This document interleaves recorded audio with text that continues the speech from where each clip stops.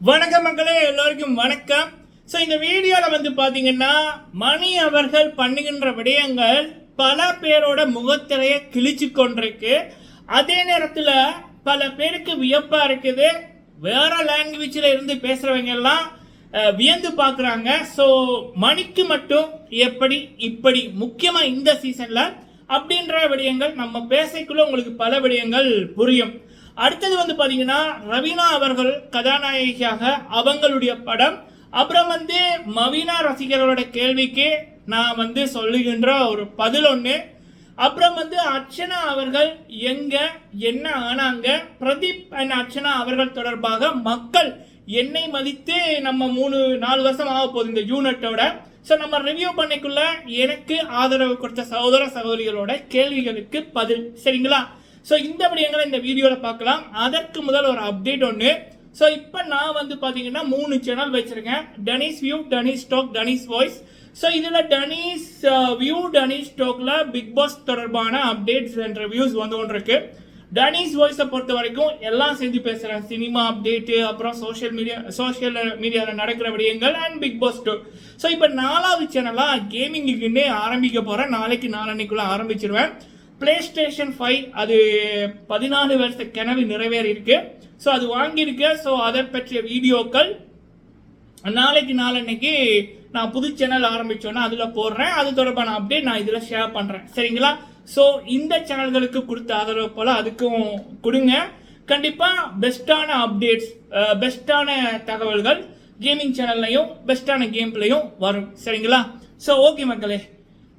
So முதலாவது விடயம் இந்த வீடியோவில் மணி அவர்களுக்கு மட்டும் எப்படி இப்படி அப்படின்னு. அதற்கு காரணம் என்ன அப்படின்னா, தமிழ் பிக் பாஸை பொறுத்த வரைக்கும் 7 சீசன் முடிஞ்சிருக்கு. 6 சீசன் அது வரைக்கும் வந்த போட்டியாளர்களை பார்த்தீங்கன்னா எப்படியுமே அவங்க ஒரு 20 பேர் 18-19 பேர் உள்ளுக்கு போனாங்கன்னா அதில் ஒரு 4-5 பேராவது மக்கள் மத்தியில் பேசப்பட்டு கொண்டிருப்பாங்க. ஒருத்தங்க பேசப்பட்டு இருக்கணும்னா அவங்களுக்கு கிடைக்கிற வாய்ப்புகள் அப்டேட் கொடுத்துக்கிட்டு இருக்கணும். ஸோ இப்போ நீங்கள் பார்த்தீங்கன்னா சீசன் 1 ஓவியா அவர்கள், ஆர்எஃப் அவர்கள், கணேஷ் வெங்கட்ராம் அவர்கள், அப்புறம் வையாபுரி அவர்கள், ஸோ காயத்ரி ரகுராம் அவர்கள், நமிதா அவர்கள், இவங்க எல்லாருமே அவங்க பாசிட்டிவ் வேலையோ நெகட்டிவ் வேலையோ அடுத்த சீசன் ஆரம்பிக்கிறதுக்கு குறைந்தது ஒரு ஜூன் மாதம் வரைக்குமாவது அவங்க அந்த ஒரு ட்ரெண்டிங்கில் இருந்தாங்க. சீசன் 2 பொறுத்த வரைக்கும் ஜாசிகா, ஐஸ்வர்யா, மும்தாஜ், அப்புறம் பார்த்தீங்கன்னா விஜி, ஸோ இவங்கெல்லாம் டாக்ல இருந்தாங்க. பொன்னம்பலம் சார். ஸோ இவங்களுடைய வீடியோக்களெல்லாம் நம்ம ஜூன் வரைக்கும் ஜூலை வரைக்கும் கூட பார்க்க முடிஞ்சுது.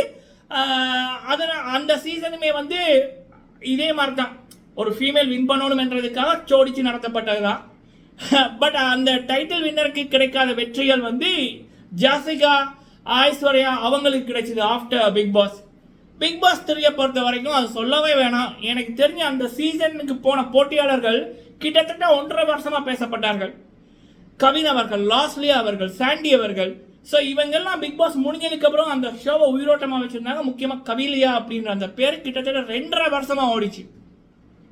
அதுக்கப்புறம் சீசன் 4 ஆரி அவர்கள், பாலா அவர்கள்.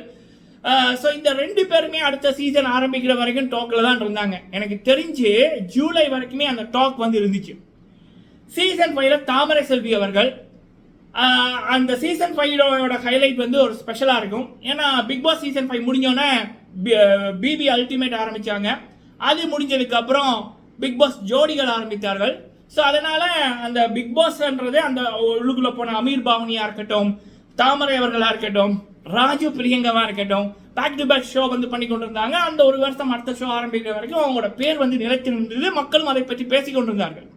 சீசன் 6 அசீம், ஜனனி, விக்ரமன் இந்த 3 பேருமே கிட்டத்தட்ட ஆகஸ்ட் வரைக்கும் ட்ரெண்டிங்கில் பேசப்பட்டார்கள். முக்கியமாக ஜனனியெல்லாம் 70 நாளில் வெளியில் அனுப்பப்பட்ட பொண்ணு. முக்கியமாக அவங்க வின்னராவோ ரன்னராவோ செகண்ட் ரன்னராக வந்திருக்கணும். சிவன் கணேசனுக்காக வெளியில் அனுப்பப்பட்டாங்க. எப்படி சீசன் 7 மாயா ஓட்டே இல்லாமல் ஓட்டே வராத ஒரு ஆளை செகண்ட் ரன்னர் ஆக்குனாங்களோ அப்படித்தான் அவங்க சிவன் கணேசன் அவர்கள் சீசன் 6 அங்கே ஜனனி அவர்களுக்கு கொடுமை நடத்தப்பட்டது. பட் 70 நாளில் வெளியில் போன பொண்ணு அடுத்த அக்டோபர் வரைக்கும் பேசப்பட்டாங்க.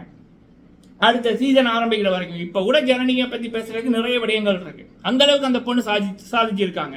அசீம் வர்சஸ் விக்ரமனோட டாபிக் வந்து ஜூலை வரைக்கும் போச்சுது. அது 2 பேருமே பிக் பாஸுக்குள்ள எப்படி இருந்தாங்களோ அப்படிதான் வெளியில இருந்தாங்க. உண்மையா இருந்தாங்க, நடிக்கல. எல்லாரும் கேரக்டர் பண்ணோம் அப்படின்னு சொல்லல, மக்களை ஏமாத்தல, மக்கள் முதுகுல குத்தல. ஸோ அதனாலே அந்த சீசன் உயிரோட்டமா இருந்துச்சு. இங்க சீசன் 7 பொறுத்த வரைக்கும் 23 பேர் போனார்கள் மக்களே. இந்த அந்த 23 பேரோட முகங்களையும் பார்க்கக்குள்ள யாருப்பா இப்போ பேச்சில் இருக்காங்க, யாருக்காவது ஏதாவது வாய்ப்பு கிடைச்சிருக்கான்னா 2 பேரை பற்றி மட்டும் நம்ம தகவலை கொடுக்கலாம். ஒன்று மணி, இன்னொன்று ரவீனா. அதில் மணி உச்சத்தில் இருக்காரு. ஒரு நாள் ஃபுல்லாக மனுஷனோட அப்டேட்டை வந்து பேசலாம், அந்த அளவுக்கு இருக்கு. பிரதீப் அவர்கள் வந்து அவருக்கு நடந்தது துரோகம். டைட்டில் வின்னராக வர வேண்டியவருக்கு அவருக்கு நடந்தது அநியாயம். அவர் 100 நாள் இருந்திருந்தாருன்னா இப்போ அவரை பற்றி அப்டேட் எக்கச்சக்கமாக வரும். ஸோ அதனால் நான் அவரை இதில் சேர்க்கல, சரிங்களா? ஆனால் மீதி அந்த 22 பேரில் மணி ரவீனா மட்டும்தான் இப்போ டாப்பில் இருக்காங்க. வாய்ப்புகள் கிடைக்குது, சம்பவங்கள் பண்ணுறாங்க. மீதி நபர்கள் முக்கியமாக 19 கோடி ஓட்டு எடுத்த அர்ச்சனா அவர்கள் எங்கே அப்படின்றதான் பல பேரோட கேள்வி. அதுக்கு நான் வர்றேன். சரி, மணிக்கு இப்படியான வாய்ப்புகள் கிடைக்க காரணம்னா மனுஷன் உண்மையாக இருந்தார், சரியா? அதுதான் உண்மை. அது பிக் பாஸில் வந்து ஒரு மாயை ஒன்று கிரியேட் பண்ணப்பட்டது. காசு விளையாடிச்சு, பெயிட் போர்ட் விளையாடிச்சு, சரிங்களா? அண்ட் முக்கியமாக டிவியோட ஃபேவர்ஸும் அதிகமாக இருந்துச்சு.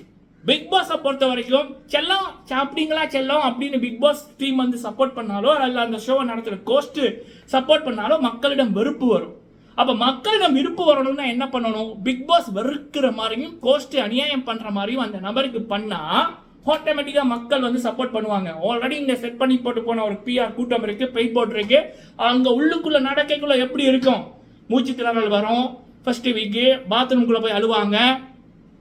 பாத்ரூம்குள்ளே போய் அழுவாங்க, என்னால் இருக்க முடியாது, நான் போகிறேன் அப்படின்வாங்க.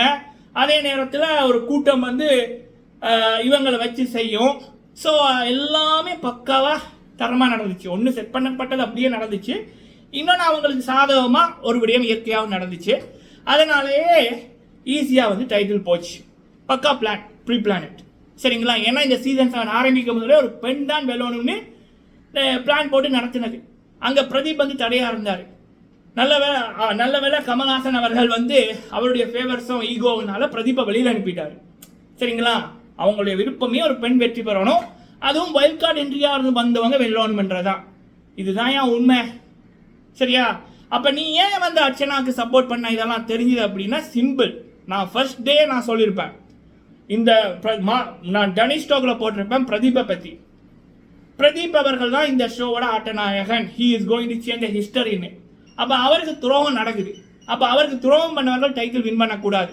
அப்போ 3 பேர் வழியில் இருந்தாங்க, தினேஷ், விசித்ரா, அர்ச்சனா. தினேஷ் வந்து விசித்ராவை மட்டும் டார்கெட் பண்ணி கொண்டு இருந்தார். விசித்ரா வந்து மாயாவோட உறவாடினாங்க. இங்கே இந்தம்மா தான் அந்த கூட்டத்தை வந்து சவுண்டை குறைன்னு பண்ணிச்சு. சரின்னு போட்டு பிரதீப் பேரை வச்சு, பிரதீப் ஃபோட்டோவை வச்சு, பிரதீப்புக்கு நடந்த அநியாயத்தை வச்சு இந்த அம்மாவுக்கு சப்போர்ட் பண்ணேன், அர்ச்சனா அவர்களுக்கு, சரியா? ஸோ அப்போ அவங்க வந்து அந்த ஒரு ஷோ முடியறதுக்கு 10 நாளுக்கு முதலே வந்து மாற ஆரம்பிச்சுட்டாங்க.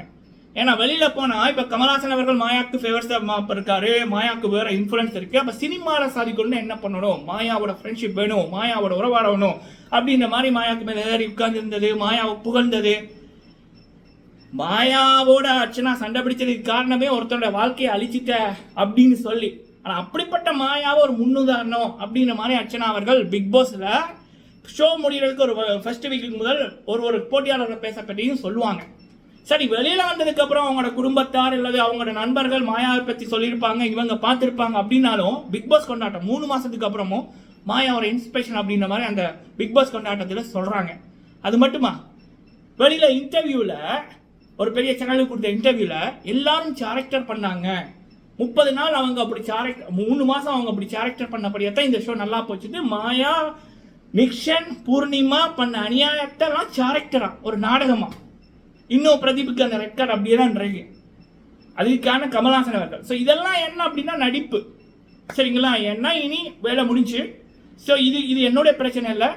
ஸோ அப்போ நான் இன்னும் இப்படி பண்ணேன்னா நம்மளால வளர இயலாது அப்படின்ற மாதிரி மூடி மறைக்கிற இதுதான். இந்த விடயத்தை அசீம் பண்ணவில்லை, மிஸ்டர் அசீம் பண்ணவில்லை. பிக் பாஸ்ல விக்ரமனை பற்றி, சிவனை பற்றி என்னத்தை சொன்னாரோ அதைத்தான் வெளியில வந்து சொன்னாரு. விக்ரமன் அவர்கள், சிவின் அவர்கள் அசீமை பத்தி என்னத்த சொன்னார்களோ அதைத்தான் வெளியில வந்து சொன்னார்கள். அதனாலேயே அந்த சீசனுக்கு ஒரு மரியாதை இருந்துச்சு, உயிரோட்டம் இருந்துச்சு, அவங்களுக்கு ஒரு ரெஸ்பெக்ட் இருந்துச்சு அவங்களோட ஃபேன்ஸ் மத்தியில். ஆனா இங்க இல்லை, எல்லாரும் கேரக்டர் பண்ணார்கள். வாவ் வாவ், பதில் சொல்லுங்கடாப்பா முடிஞ்சா இதுக்கு.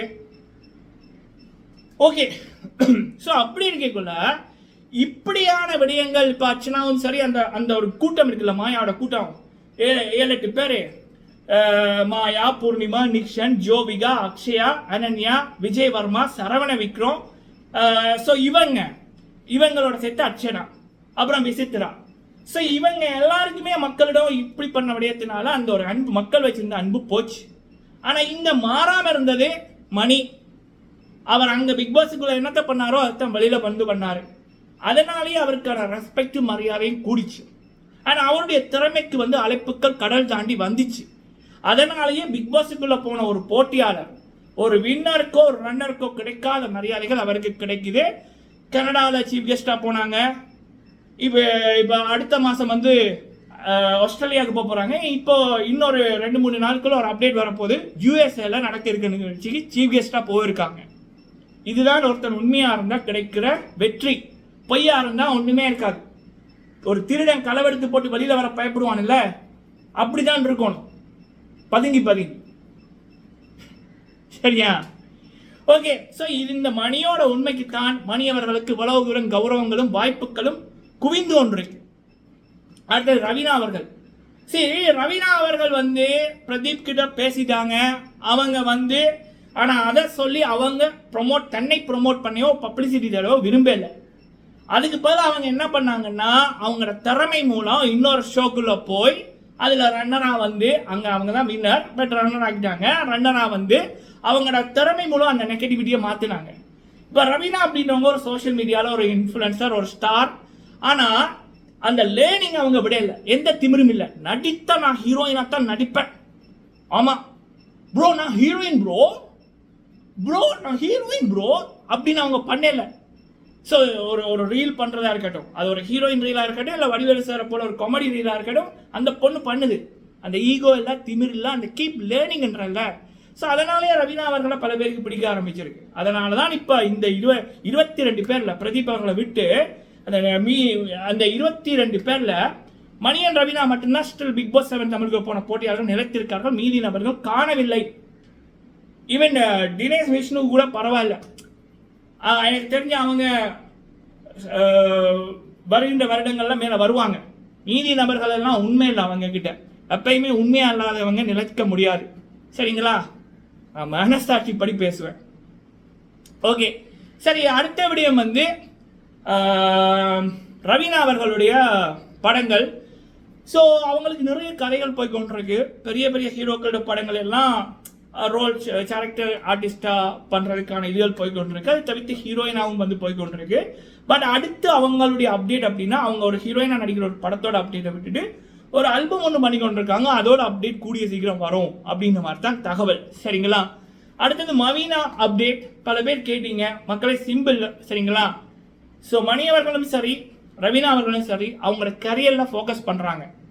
ஒரு பெண்ணோ ஒரு ஆணோ ஒரு சினிமாவில் டாப்பில் வர முதல் இன்னொரு பெண்ணோடையோ இன்னொரு ஆணோடையோ பேர் வந்து அடிபட்டுச்சு அப்படின்னா அவங்க வந்து இன்னொரு பேரோட ஆக்ட் பண்ணிக்குள்ள அதுக்கு மார்க்கெட் வந்து இருக்காது. சரிங்களா? அதனால எனக்கு தெரிஞ்சு மணியன் மவீனாவோட அப்டேட் 2, 3, 4 வருஷத்துக்கு வராது. சரிங்களா? எனக்கு தெரிஞ்ச நான் சொல்கிறேன்.